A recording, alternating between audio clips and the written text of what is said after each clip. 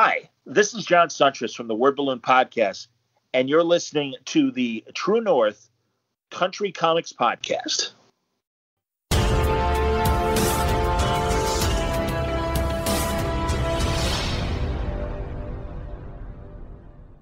Welcome to the True North Country Comics Podcast, dedicated to promote Canadian comic book creators and supporters. It's March 15th, 2021. I'm John Siuntres.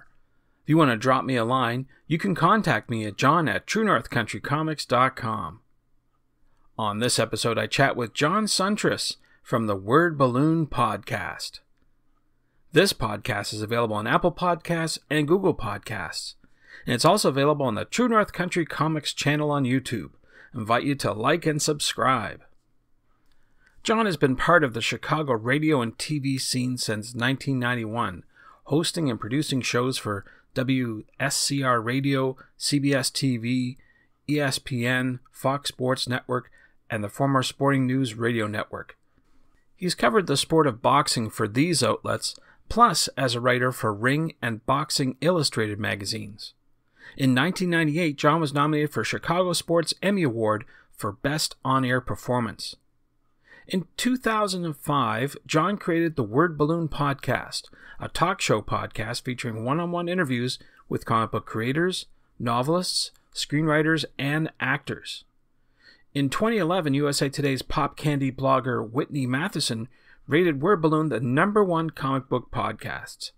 And since its start, Word Balloon has cultivated an average audience of 500,000 unique users per year. John was featured on the Science Channel as an on-camera expert for the 8-part TV series Prophets of Science Fiction. I gotta tell you, it was a real blast talking to John because he was an inspiration for this very podcast. You might notice that quiver in my voice as I'm trying to get through some of my questions. But nonetheless, without further ado, here's my chat with John Siuntres from the Word Balloon Podcast. Well, first of all, thank you very much for your time. I do appreciate it. What I normally do to start off the interview is ask the creator about their first comic book. So I'm wondering if you remember, what was the first comic book that you read? Well, the first comic books that I read were hand-me-down comic books from older brothers, sisters, and cousins. And I don't remember. I mean, I definitely know that I read mostly DC back then and Archie.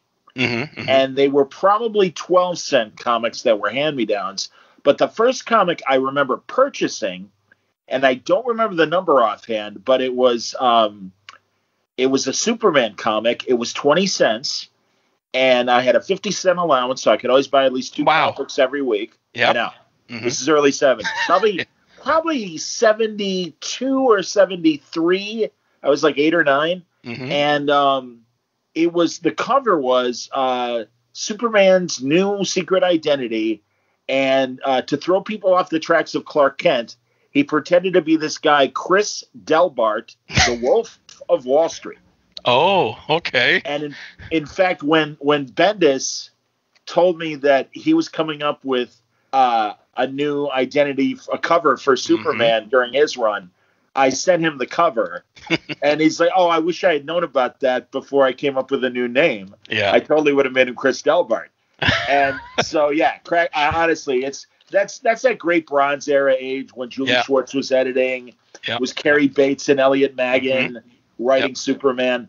And yeah, I mean, I mean, everyone knows and feels that, you know, their first generation of reading comics was the best era. Right. And, you know, so yeah, I'm a sucker for Bronze Age stuff still. Yeah. That's for sure. So I wanted to say it's not often to get to chat with someone in my own age group. I'm actually older than 1 month than you. Oh, you're November of 64? Yeah. Funny. So when you talk about going to the corner store, you had a spinner rack, all that sort of stuff. I had 25 cents allowance.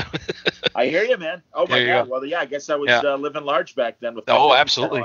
Gosh, hilarious. Well, I have to recount here. I was just doing an interview with some independent creators about a title of Sasquatch Klondike. And I referred to Bigfoot appearing in $6 Million Man TV show.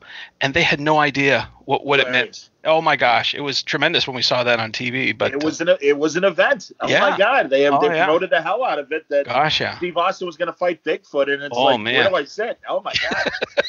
It's funny. I took the, I think it was related to the Bigfoot ones. There's that ice tunnel at Universal Studios. And I remember as a little kid taking the Universal tour and going through that after I had seen the $6 Million Man episode. Yeah. And it was so exciting for me to see, the ice tunnel and everything. It was very cool. Neat. So for people who might not be familiar with you, you're a professional Chicago broadcaster and a famous podcaster with a podcast called Word Balloon.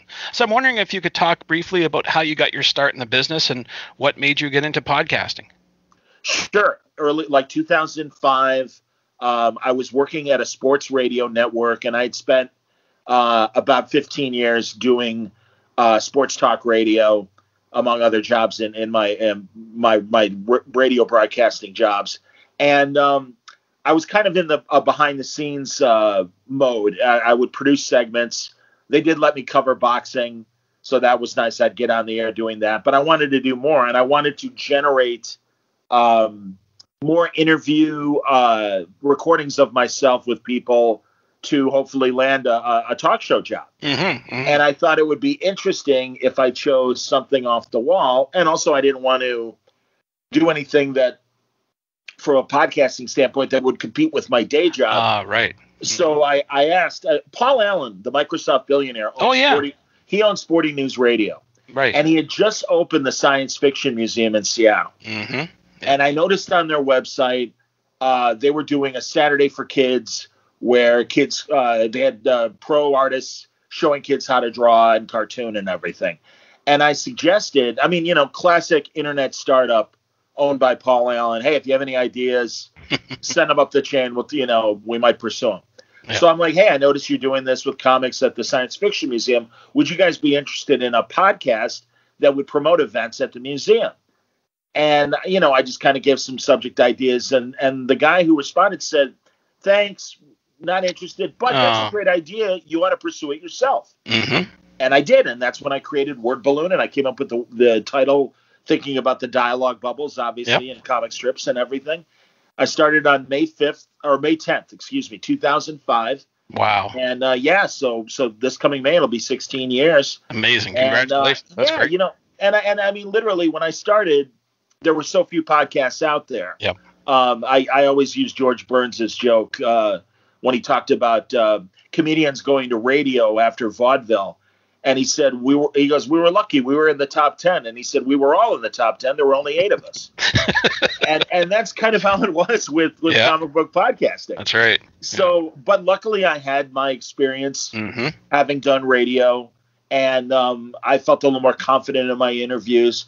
And I just started going to creators' websites and their contact information and say, hey, would you be interested in doing a radio-like interview for the internet? And I had been doing it for about 6 or 7 months, and a listener then suggested that I send my RSS feed to iTunes, because iTunes was becoming a great aggregator of podcasting. It sounds ridiculous to say, but this was all brand new back then. Sure. And so I started posting my show there, and my big get was getting Brian Bendis about 6 or 7 months into my run, and he really had a good time, and he really became this incredible ambassador for me to other writers and artists, and Marvel in general. Really, the brass at Marvel really embraced me from the start. Sure. And so I was very lucky, and again, from word of mouth of other creators, including Brian and Greg Rucka and Matt Fraction, to name a few.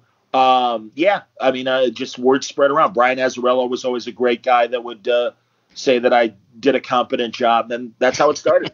That's great. That's terrific. And what I wanted to do, and I know that I've been trying to meet up with you at the last few conventions. Unfortunately, life got in the way, but I'm sure we'll meet up soon. But I wanted to reflect a bit on 2020. I know it's been a ups and downs kind of year, but I know you interviewed a lot of Canadians. And in fact, you just had Jim Zub on the other day. I was listening to that, which is great. He's a great fellow. But that's what the focus of my podcast is about. In fact, you're the inspiration. I want to say thank you for doing what you do, because you inspire people like me.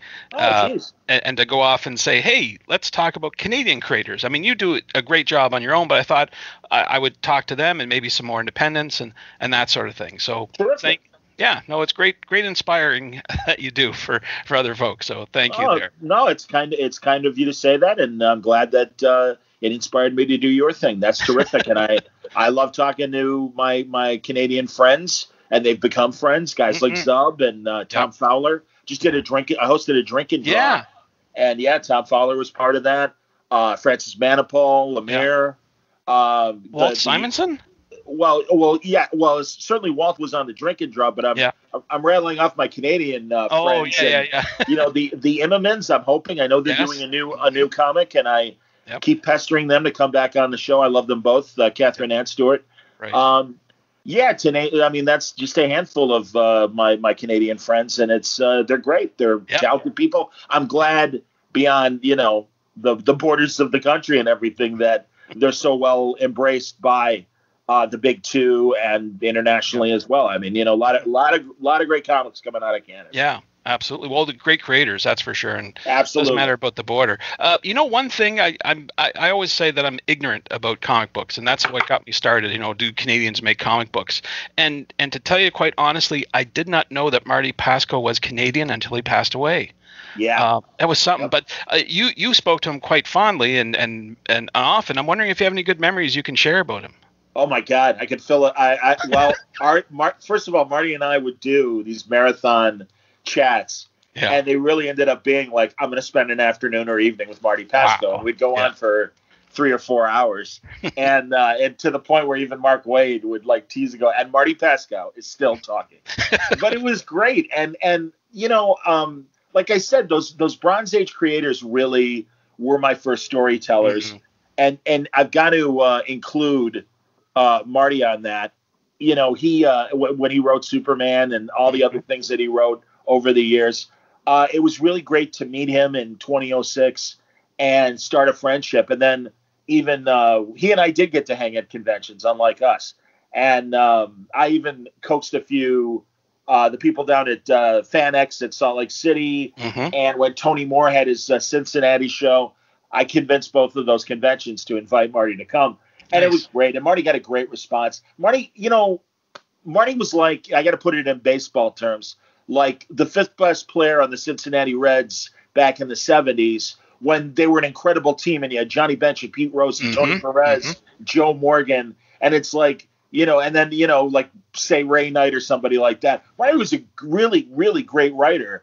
But I think surrounded by the Cary Bateses and the Elliot Maggins and some of the other writers of the Bronze Age, I think he felt like, nobody remembers me. And I'm like, Marty, you're nuts. Yeah. And it was great to bolster his confidence and show him not only through fans, but creators that were my friends that really did embrace him and say, hey, man, it's great you're here.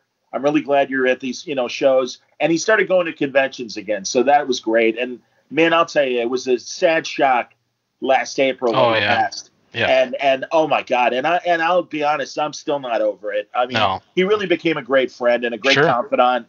And hey, we bolstered each other at tough times. And my God, I had him on at least half a dozen times for these marathon conversations. We still never really got into him writing for The Twilight Zone or Roseanne. And all of his television writing. I mean, we talked a little bit about his animation, but also, if I may, Marty, like I said, I could go on for hours about Marty, but Marty 10 years ago was kind of predicting where we are right now with comics, especially DC and its uncertain future, because Marty was saying 10 years ago, I don't understand why Warner continues to publish comics and they don't just license the characters to other publishers. He's like, I don't want to see that happen, but it just seems like, those are nickels and, they're paying for an entire payroll from, creator to editorial to production, that they could be saving that money and just license the books to an IDW or a Dark Horse or whomever. Yeah. Here we are where I believe AT&T is seriously contemplating that. Yeah, it's kind of scary. I mean, we've seen a lot of changes go on last year with comic shops closing or Diamond stopping, and then DC doing all sorts of stuff. I think it's a very challenging time right now, especially with the move to digital. Absolutely. It's I don't know what's going to happen. Hopeful that HBO Max will help them as a springboard to get more of their characters come to public. But gosh, I don't know. It's a strange time. It is a strange time, and you're right. And thankfully, we are seeing live action and animation initiatives inspired by DC Comics. And Bendis has got Naomi in development as a series. Yeah. And also cover the David Mack Bendis series. So we'll see. I mean, again, they can still do all that stuff with and just license the characters. I don't know. I mean, again, because it's pretty obvious AT&T is getting out of the publishing business in general, and so many of the bedrock foundations of Time Warner over the years that were just important platforms. AT&T is really just into video, and that's their primary goal. And we'll see what happens. Yeah, there's definitely been a lot of changes over the years over there at that shop, but hopefully it'll come out for the best. So anyway, you mentioned animation before. I wanted to talk a bit more about your favorite moments from last year. You actually got to moderate a mainframe comic book conference featuring a panel of the Justice League animated TV show, and I just wanted to touch on that briefly because that sounds like a great opportunity. Oh my God, my face hurt from smiling the entire hour plus that we did it. And I really have to thank my friend Susan Eisenberg, who I started to interview about 5 or 6 years ago. And she's the animated Wonder Woman from that series, starting with the original Justice League series all the way to JLU and several video games over the years. She's terrific, and she really is a great Wonder Woman, and really such a champion for that cast, and really. In subsequent years, after Bruce Timm stepped down as kind of the executive producer and showrunner of all the DC animated movies, and he handed things off to my buddy James Tucker, who I adore, another brilliant creative guy. James wanted to put his own stamp on, so he started recasting all the roles and, giving them to different people. And, Susan's like, look, that's fine, but our cast really represents a generation of fans. And I think she's absolutely right. And so I went to her when I hooked up with the mainframe guys and said, hey, it'd be great to do a table reading with one or two of your, castmates. She's like, 1 or 2? I'm getting everybody back. And really, I'm like, go. So she got literally all 8 Justice Leaguers plus, Kevin Conroy, Carl Lumley, the Martian Manhunter, who had a bad convention experience years ago and decided he didn't want to do conventions, but Susan convinced him to come on.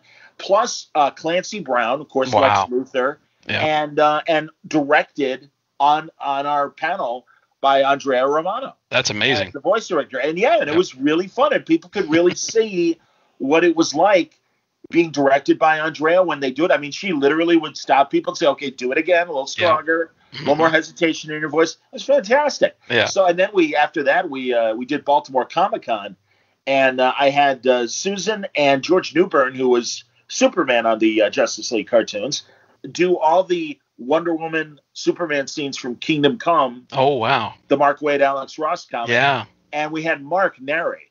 Wow. And that was cool. Fantastic. Yeah. So really, but again, that's Susan. And that's Susan being a good ambassador to me and saying, no, John, you can trust John. John knows what he's doing. And I will be forever indebted to her for opening that world to me. Yeah, that's amazing. That's amazing. Not to make light of the tragedy that the pandemic has brought, because it's been a tragedy all around. But it certainly brought a change to physical events to virtual events for trade shows, and it's really opened up opportunities for me to do interviews. I interviewed more people last year than I possibly could have ever been doing at a trade show. So I'm wondering how this sort of switch or change has affected you as an interviewer. Well, the same way. I really took it upon myself, especially in the early months, and I still try to do it as much as I can, but I really upped my output of shows. I really went from maybe 2 or 3, like two episodes. I'd say 8 to 10 episodes a month to like 30. Wow. And I would, and just whenever, why, again, because as you say, we're all stuck at home. Mm-hmm. It was the best opportunity to get somebody to get their mind off of being cooped up. Yeah. Both as an interviewee and also viewers. Mm-hmm. And that's another thing I really, along with the audio, started to up my game on the video side. Yeah, it's and tremendous. In fact, as you know, I'm recording. I'm doing a recording tonight after we're done talking. That's right. And happy to do it because they're fun for me. I think they're fun to watch, both live and recorded. And like we said, the drink and draw that we did on Friday, that was a blast. It was 12 creators all drawing and sharing stories among Walt Simonson and Howard Chaykin, among the people that were playing along and drawing. But yeah, it's been great, and it's made me learn a few more skills from the video standpoint. I've done on-camera stuff, but to actually produce video on a regular basis, it was an opportunity for me. And again, I really saw it. I don't know. And this is a ridiculous kind of comparison, but kind of like Bob Hope entertaining the home front while we were all stuck in World War II. And it's just like, hey man, I know it sucks right now, and we're doing the best we can. So, here's an hour or an hour and a half live interview with Rob Liefeld or Chaykin or Rucka or Bendis or whomever to get your mind off of things, and also give my audience a chance to participate and ask questions directly. And that's something that I've tried to do, but I'm very disorganized. So you're doing a great job so far. I tell you. That's again, yeah, I succeed in spite of myself, I think. So, but yeah, so those are some of the changes that I made from last year. Good. Well, I know that, as I said, we're moving to more virtual. We just learned that San Diego is not going to happen this year. Any plans for hosting at any event this year? Have you got anything lined up at this point? Well, much like what we did with Mainframe, we're kind of working on our own events. Okay. So I'm not, and also, and I'll be candid about this, and I totally respect this.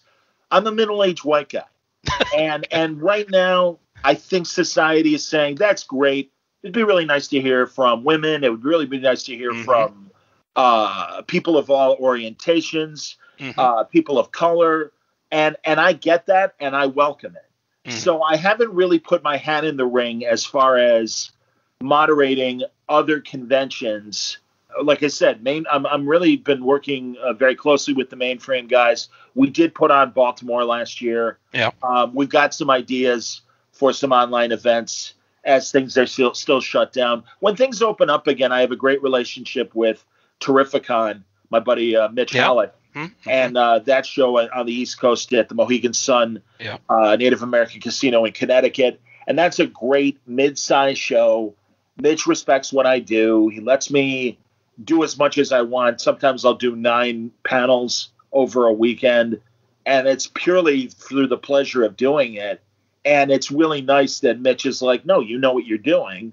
And, I'm not worried about the optics, because he shouldn't. Everyone should be, the best people should do it. But again, I want to hear panels moderated by other voices and other perspectives. So that's great.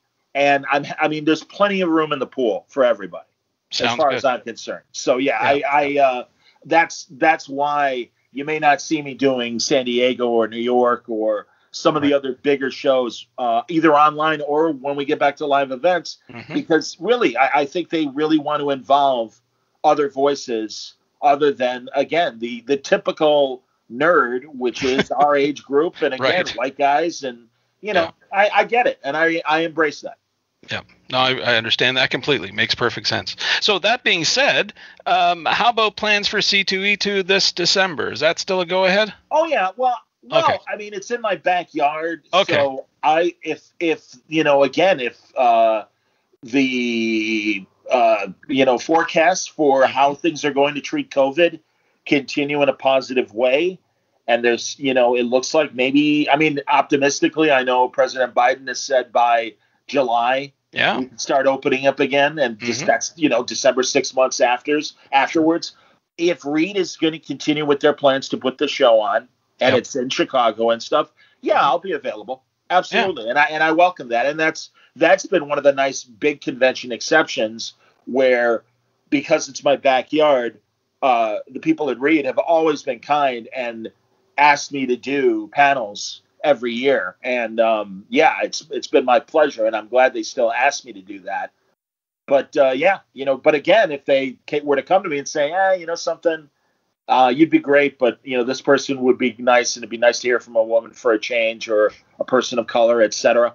Again, it wouldn't offend me in the least, because thankfully after 15 years, years ago, it was a great way to expand my audience. It still is. And also let people know that I know what I'm doing. Thankfully, after 15 years, I really have a great Rolodex of creators and opportunities to do, new interviews, first-time interviews, along with the established stars of the comic world. So I don't need the conventions like I used to. But of course, I welcome them regardless, because it's easy. It takes the heavy lifting away from me to book the person. And Art Adams, Steranko. I know Steranko right now is in trouble for some choice words that I completely disagree with. Yeah. But again, he was still a master cartoonist. I've had the opportunities at conventions to interview people that have either turned me down individually and then had a good time with me at a convention. Marv Wolfman was like that. I interviewed him early on back in 2006, and then for years he kept turning me down. And finally at Salt Lake City, in fact, I interviewed him there, and he had a blast, and he had a great time. And he's like, this is a lot of fun, John. And I'm like, good. I'm like, now Marv, come back. Sure, exactly. There you go. Well, if anything, it's a great place to hang out and meet up with old friends and new friends too. So. Oh no, yeah. and that's the other thing is really, I appreciate you saying that, John, because I would say that what I do is I take that time to network at conventions. Yeah. And I always refer to it as expensive summer camp, because we're out of town, and here I am with all my out of town friends, and we're having a great time. And so I'll still go to San Diego, I'll still go to New York. Yeah. But it's really more for networking. And also, I stopped doing floor interviews about 10 years ago. Right. Yeah. And it's just because everyone does them, and that's fine, and I respect that. I would much rather get into an intense conversation on the phone or on video than, and also, I almost feel like I'm in a rare position because I get a press pass and I'm getting in for free. And I'm like, you're here for that guy or that woman that came with comics to sign and don't get to meet you and don't get to talk to you. So I'm constantly looking behind my back. And when I am at like a creator's table, that I'm not screwing up time for someone else that may only have 15 minutes to see, Roy Thomas at that particular moment. Right. Exactly. Yeah. No. Good stuff. Good stuff. Well, John, those are all the questions I have for you, but I'm wondering if there's something I didn't ask that you'd like to get across in this interview. Well, again, I'm glad that there are as many comic book podcasts out there, and I think that's great. And I think it just excites everybody that listens to these and watches these about the hobby. I wish that things weren't as political within the hobby as they've become, but really that's all of society, and that's disappointing. And I hope that the rhetoric can get toned down. And again, comics should be for everyone, and you don't have to read or like everything, but by the same token, don't keep people from enjoying the hobby like all of us have for decades. And there's a lot of new readers that have come through manga and other sources rather than just being DC and Marvel heads like maybe you and I were when we were little kids.